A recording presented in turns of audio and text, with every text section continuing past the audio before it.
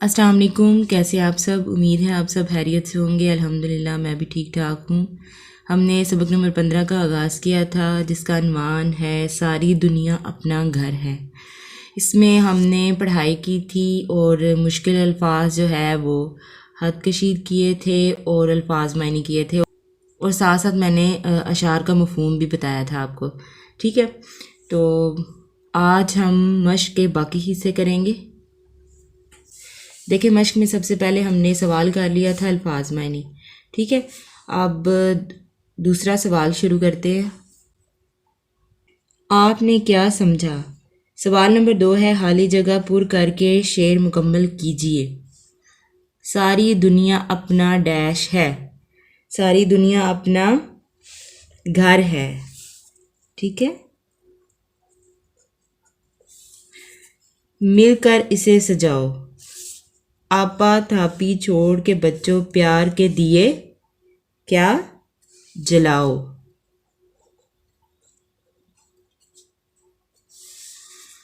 मिलकर डैश, मिलकर खाएं, मिलकर खेलें।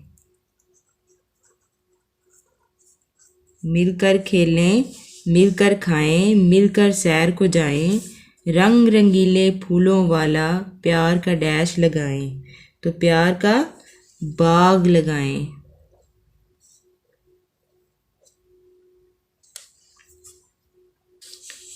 इस सच्चे डैश ने बच्चों, इस सच्चे खालिक ने, इस सच्चे खालिक ने बच्चों इंसान हमें बनाया।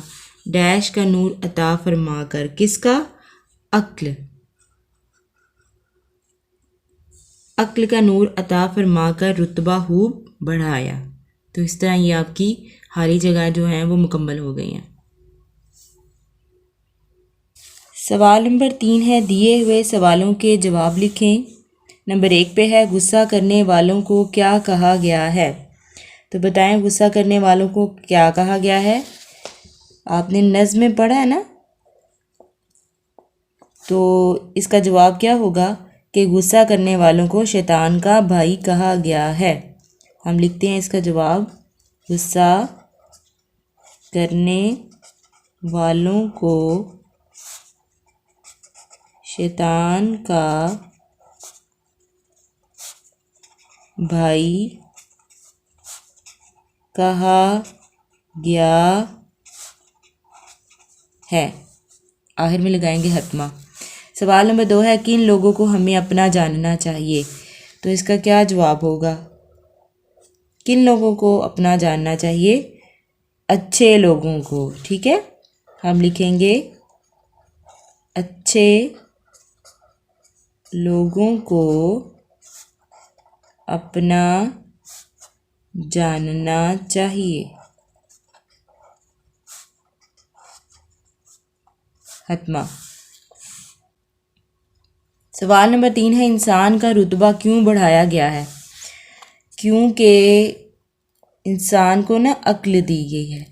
तमाम महलूकात में इंसान को इसलिए अहमियत हासिल है या इसलिए रुतबा हासिल है क्योंकि उसे अक्ल और समझ दी गई है, इस वजह से। तो इसका क्या जवाब लिखेंगे? क्योंकि इंसान को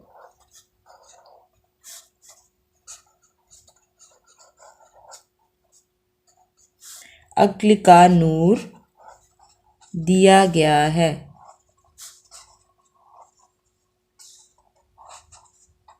आखिर में लगाएंगे हतमा।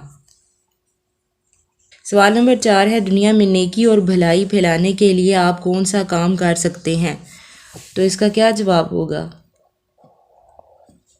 दुनिया में अगर आप नेकी और भलाई जो है फैलाना चाहते हैं तो हमें क्या करना चाहिए? हमें एक दूसरे के काम आना चाहिए। ठीक है, तो हम इसका जवाब लिखेंगे कि हम एक दूसरे के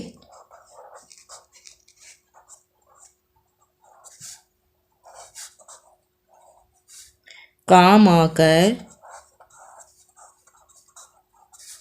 नेकी और भलाई फैला सकते हैं।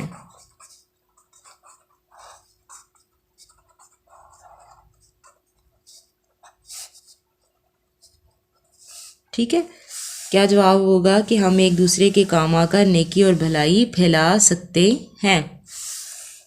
سوال نمبر 4 ہے، اچھا بچہ کے عنوان سے نیچے ایک کہانی دی گئی ہے، کہانی سننے سے پہلے بتائیں کہ اچھے بچے کے بارے میں کیا باتیں بتائی گئی ہوں گی۔ اچھا، تو ویسے آپ کیا بتائی ہوں گی کہ ایک اچھا بچہ کس طرح کا ہوتا ہے؟ وہ بات مانتا ہے، سبق بہت دھیان سے پڑھتا ہے، وقت پر کام کرتا ہے، دوسروں کی مدد کرتا ہے، ٹھیک ہے نا؟ تو اس طرح کی بات ہوگی نا۔ جو ہم اب پیراگراف دیکھتے ہیں۔ اچھا بچہ، اسد دوسری جماعت میں پڑھتا ہے، وہ بہت اچھا بچہ ہے، سب کے ساتھ نرمی سے بات کرتا ہے، جماعت میں اپنے ساتھیوں کے ساتھ مل جل کر رہتا ہے، ہمیشہ دوسروں کی مدد کرتا ہے، اپنا ہر کام وقت پر کرتا ہے۔ ان اچھی عادتوں کی وجہ سے سب اسے پسند کرتے ہیں۔ اس مرتبہ اس نے امتحان میں خوب محنت کی، نتیجہ نکلا تو اس نے جماعت میں پہلی پوزیشن حاصل کی۔ ٹھیک ہے، تو دیکھیں اچھے بچے کے اندر کتنی اچھی اچھی خوبیاں ہوتی ہیں نا۔ ٹھیک ہے، اگلا ہمارا سوال ہے، دیکھیں لفظوں کا کھیل۔ سوال نمبر 5 ہے، دیے ہوئے حروف کی مدد سے الفاظ کے پہلے حروف تبدیل کریں اور 3 نئے الفاظ بنائیں۔ جیسے مثال دی گئی ہے یہاں پہ جوڑا۔ اب یہ دیکھیں جیم کی جگہ پہ میم کو جو ہے وہ حرف لگایا گیا ہے اور لفظ بن گیا ہے موڑا۔ اب میم کو ہٹا کے دیکھیں تھے لگایا گیا ہے تھوڑا، اور تھے کو ہٹا کر جو ہے وہ گھ لگایا گیا ہے، اس سے بن گیا ہے گھوڑا۔ اسی طرح ہم نے باقی سارے جو ہے وہ کرنے ہیں۔ ٹھیک ہے، تو سب سے پہلے دیکھیں جیسے لفظ ہے جی کام، تو کاف کو ہم ہٹا دیں گے تو کیا اب لکھیں گے عام۔ جیسے لکھیں دام اور پھر شام۔ ٹھیک ہے، آگے لفظ ہے شان۔ شان کا ہم کیا بنائیں گے؟ جیسے شین کو ختم کر کے لکھیں گے کیا آپ کا حرف لگا کے کان، نان، جان۔ آگے لفظ ہے گائے۔ گائے کا ہم کیا کریں گے؟ گاف کو ہٹا کر ہم لکھیں گے سین، تو اسے بن جائے گا سائے، جائے، رائے۔ ٹھیک ہے، اس طرح یہ آپ کا سوال جو ہے وہ مکمل ہو گیا ہے۔ قواعد سیکھیں۔ سوال نمبر 6 ہے، دی ہوئی مثال کے مطابق فعل ماضی، فعل حال اور فعل مستقبل کے جملے لکھ کر خالی جگہ پر کریں۔ ٹھیک ہے، اب یہ دیکھیں سب سے پہلے ہمیں پتہ ہونا چاہیے ماضی کیا ہے، حال کیا ہے اور مستقبل کیا ہے۔ تو فعل کس کو کہتے ہیں؟ فعل کہتے ہیں کام کو۔ کوئی بھی کام جو ہم کرتے ہیں اسے فعل کہتے ہیں۔ اس کے علاوہ دیکھیں ماضی کیا ہے؟ ماضی ہے گزرا ہوا وقت۔ ماضی کیا ہے؟ گزرا ہوا وقت۔ ٹھیک ہے، اور حال کیا ہے؟ موجودہ وقت۔ ٹھیک ہے، اور اس کے بعد اگر دیکھا جائے تو مستقبل کیا ہے جی؟ مستقبل ہے آنے والا وقت۔ ٹھیک ہے، یعنی فعل کیا ہے؟ کام ہے، اور ماضی کیا ہے؟ گزرا ہوا وقت، حال کیا ہے؟ موجودہ وقت، اور مستقبل کیا ہے؟ آنے والا وقت۔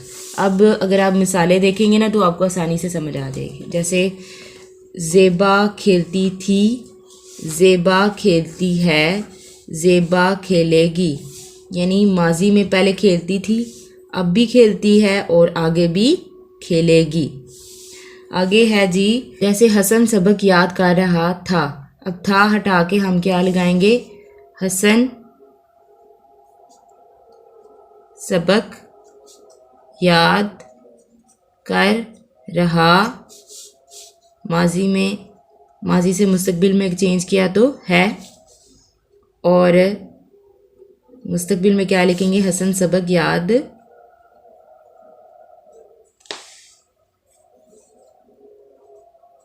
کرے گا۔ ٹھیک ہے، اس طرح یہ جو ہے وہ جملے بن جائیں گے۔ اس طرح جو ہے میں سارے جملے بناؤں گی، پھر آپ کو دکھا دوں گی، ٹھیک ہے۔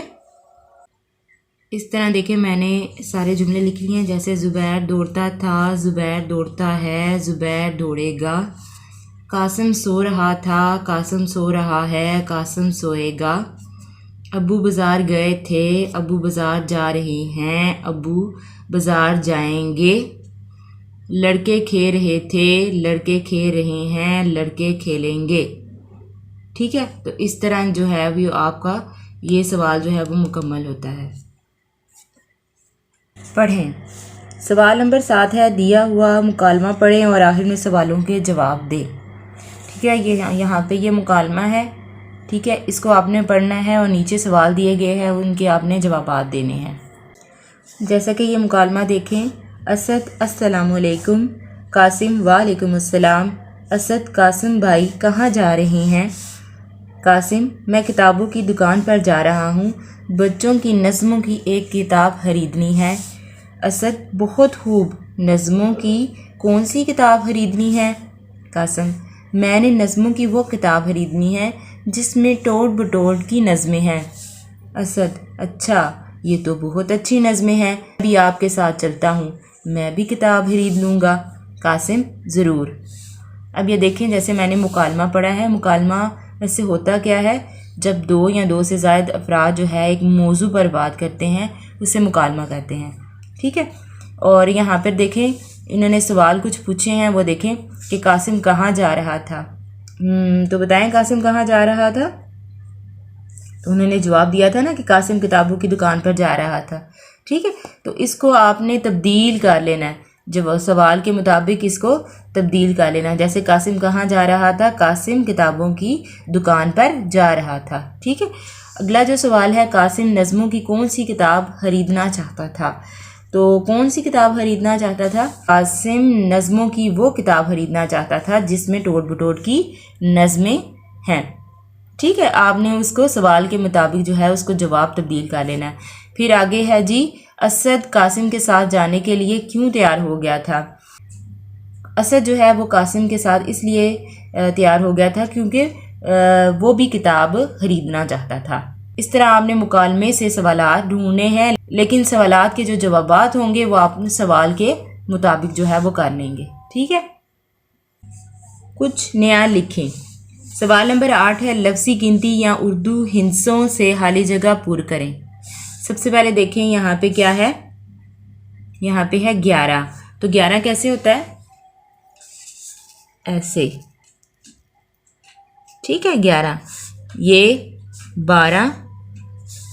اب یہاں پہ دیکھیں ہندسے بتائے گئے ہیں لیکن لفظی گنتی نہیں لکھی ہوئی، تو ہم کیسے لکھیں گے؟ 13۔ یہ ہے 14، 15۔ 15 کیسے ہوتا ہے؟ 1 اور 5، 15، ٹھیک ہے۔ آگے ہے 16، دونوں لکھے ہوئے ہیں۔ 17، ٹھیک ہے۔ 18، 18 کیسے ہوتے ہیں؟ 1 اور 8، ایسے 18۔ 19 ایسے، ٹھیک ہے، اور 20 بے یہ سین 20۔ اب آپ نے غور کرنا ہے ایک بات پہ، غور اس طرح کرنا ہے کہ سب کے آگے دیکھیں ہے لگی ہوئی ہے، الف نہیں کسی نے لگانا، ٹھیک ہے۔ جیسے 11، 12، 13، 14، 15، 16، 17، 18، بس 19 اور 20 کے آگے سین لگا ہوا ہے، ٹھیک ہے۔ باقی سب کے ساتھ آپ نے ہے لگانی ہے، گول ہے، ٹھیک ہے۔ آؤ کریں کام۔ سوال نمبر 9 ہے، اپنی پسند کے 3 ملکوں کے جھنڈوں کی تصویریں اکٹھی کریں، انہیں چارٹ پر لگائیں اور کمرہ جماعت میں اویزا کریں۔ تو آپ جو ہے یہ آپ کا عملی کام ہے، ٹھیک ہے۔ تو آپ نے کوئی سے بھی 3 ممالک کے جو ہیں وہ لگا سکتے ہیں، جس میں آپ ایک پاکستان کا لگا لیں، ٹھیک ہے، ایک چین کا لگا لیں اور ایک ترکی کا لگا لیں۔ کس کس کا لگا سکتے ہیں؟ ایک پاکستان کا لگا لیں، ٹھیک ہے، ایک چین کا اور ایک ترکی کا، اور اس کے علاوہ بھی آپ لگا سکتے ہیں، ٹھیک ہے۔ جائزہ نمبر 3، سننا۔ सवाल नंबर 1 है, लफ्ज़ गौर से सुने और पहला हर्फ बदल कर नया लफ्ज़ बनाएं। लफ्ज़ है मार, तो हम क्या करेंगे, इसका लफ्ज़ पहला जो है हर्फ चेंज कर लेंगे तो वो बन जाएगा 4, ठीक है। गोल, तो इसको तब्दील करके हम क्या लिख लेंगे, मोल। चोर है तो क्या कर लेंगे, गोर, ठीक है। कौन है तो क्या कर लेंगे, हम लिख लेंगे जून, ठीक है। अगला लफ्ज़ है शेर, तो क्या लिख देंगे, सैर, ठीक है। इस तरह ये आपका सवाल मुकम्मल हो जाता है। अगला है जी बोलना। सवाल नंबर 2 है, आप पानी की बचत कैसे कर सकते हैं, 3 जुमलों में बताएं। तो इसके 3 जुमले इस तरह हो सकते हैं कि नल खुला ना छोड़ें, पानी इतना ही लें जितनी ज़रूरत हो, और बाल्टी भर जाए तो नल बंद कर दें। तो ठीक है, आप इसको इस तरह हाल जो है ना वो कर सकते हैं। पढ़ना। सवाल नंबर 3 है, दिया हुआ पैराग्राफ 1 मिनट में दुरुस्त तलफ़्फ़ुज़ और रवानी से पढ़ें और नीचे दिए हुए सवालों के जवाब दें, ठीक है। तो देखें ज़रा पैराग्राफ। मोबाइल फ़ोन टेलीफोन की जदीद शक्ल है। मोबाइल फ़ोन का मतलब है वो फ़ोन जिसे एक जगह से दूसरी जगह आसानी से ले जाया जा सके। मोबाइल फ़ोन हल्का फुल्का होता है, लोग इसे जेब में रख कर साथ लिए फिरते हैं, ज़रूरत के वक्त इस पर दूसरों से बातचीत करते हैं। इसके अलावा लिखा हुआ पैगाम भेजने, हिसाब किताब करने, अलार्म लगाने और तस्वीरें खींचने के लिए भी इसे इस्तेमाल करते हैं। मोबाइल फ़ोन से टार्च का काम भी लिया जाता है, ठीक है। तो इस तरह ये आपने पैराग्राफ जल्दी से आपने पढ़ना है, ठीक है, 1 मिनट में आपने पढ़ना है। अब ये देखें, इसी से मुतल्लिक जो है पैराग्राफ के मुतल्लिक कुछ सवाल पूछे गए हैं। ये देखें कि मोबाइल फ़ोन किस चीज़ की जदीद शक्ल है। तो किसकी जदीद शक्ल है, टेलीफोन की, ठीक है। पहले टेलीफोन जो है वो तार के साथ मुंसलिक था और अब जो है तार के बगैर ही मोबाइल जो है वो होता है, ठीक है। आगे है जी, मोबाइल फ़ोन का क्या मतलब है। मोबाइल फ़ोन का मतलब है कि जिसे एक जगह से दूसरी जगह आसानी के साथ लेकर जाया जा सके। और आगे सवाल पूछा गया है, मोबाइल फ़ोन के कोई से 2 फ़ायदे बताएं। तो एक तो हम ये फ़ायदा बता सकते हैं कि मोबाइल से हम एक दूसरे से बातचीत कर सकते हैं और इससे हम जो है वो टार्च का काम भी लेते हैं, ठीक है। वैसे तो बहुत से फ़ायदे हैं ना, लेकिन हम ये 2 फ़ायदे लिखेंगे। आप इसके अलावा भी जो है वो फ़ायदे लिख सकते हैं। ज़ुबान शनासी। सवाल नंबर 4 है, दिए हुए जुमलों में से फ़ाइल, फ़ेल और मफ़ूल अलग अलग करें। तो इसके लिए सबसे पहले आपको पता होना चाहिए कि फ़ाइल क्या है, फ़ेल क्या है और मफ़ूल क्या है। तो सबसे पहले देखें, फ़ाइल कहते हैं काम करने वाला, जो भी काम करता है उसे क्या कहते हैं, फ़ाइल। फ़ेल क्या है, काम, कोई भी काम दुनिया में चाहे हो रहा है चाहे आप करते हैं उसे क्या कहते हैं, फ़ेल। और मफ़ूल, जिस पर काम हो उसे क्या कहते हैं, मफ़ूल। अब ये देखें, जैसे पहला है जी, बच्चे ने मुर्गी को पकड़ा। सबसे पहले क्या है, बच्चे ने मुर्गी को पकड़ा, यानी बच्चे क्या है, बच्चे ने पकड़ा है, काम वो कर रहा है ना, तो बच्चे, ठीक है। यहाँ पे पकड़ा क्या है, फ़ेल है, और मुर्गी को पकड़ा था इसलिए मुर्गी क्या है, मफ़ूल। जैसे कि जुमला है, अहमद ने सबक पढ़ा। तो इसमें सबक कौन पढ़ा है, अहमद, तो अहमद लिख लिया। पढ़ा ये फ़ेल हो गया, काम हो गया, और उसके बाद है सबक, ये मफ़ूल हो गया। इसके बाद है, साइमा ने नमाज़ पढ़ी। साइमा, ठीक है, ये फ़ाइल है, पढ़ी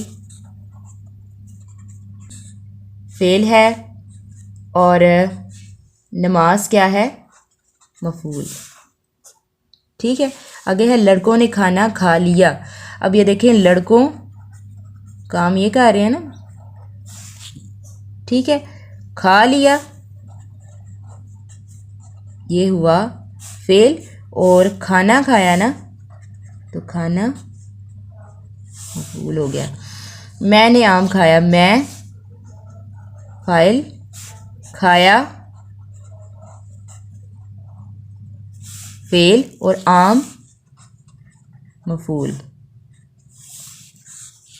لڑکیوں نے آنکھ مچولی کھیلی. اب لڑکیوں یہاں پہ کیا ہے؟ فاعل ہے. ٹھیک ہے، کام کر رہی ہیں نا وہی. اور کھیلی، ٹھیک ہے، یہ فعل ہو گیا. اور آنکھ مچولی کھیل رہی ہیں، اس لیے یہ کیا ہوگا؟ مفعول.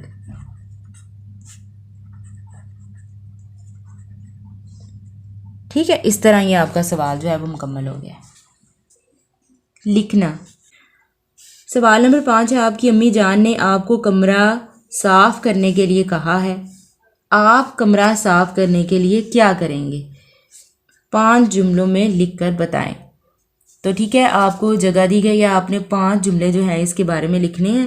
ٹھیک ہے، تو کیا کر سکتے ہیں؟ کتابیں سمیٹیں گے، کھلونے اپنی جگہ پہ رکھیں گے، اپنے کپڑے جگہ پہ رکھیں گے، کاغذ اور جو اگر لفافے ہیں وہ آپ کوڑے دان میں ڈال دیں گے، اور بستر کو ٹھیک کریں گے.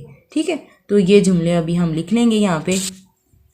جیسے کہ دیکھیں میں نے 5 جملے لکھے ہیں. یہ دیکھیں کہ میں اپنی کتابیں سمیٹ کر الماری میں رکھ دوں گی. نمبر 2، کھلونے وغیرہ سمیٹ کر ڈبے میں رکھ دوں گی. نمبر 3، اپنے کپڑے ہینگر میں لگا کر رکھ دوں گی. نمبر 4، کاغذ اور لفافے کوڑے دان میں ڈال دوں گی. نمبر 5، بستر کی چادر ٹھیک کر دوں گی. ٹھیک ہے، اس طرح آپ اپنا کمرہ صاف کر لیں گے. اور اس طرح آپ کا یہ جو سبق ہے وہ مکمل ہوا. مجھے امید ہے آپ کو سمجھ آ گئی ہوگی. اس کے ساتھ مجھے دیں اجازت. اپنا خیال رکھے گا، دعاؤں میں یاد رکھے گا. اللہ حافظ.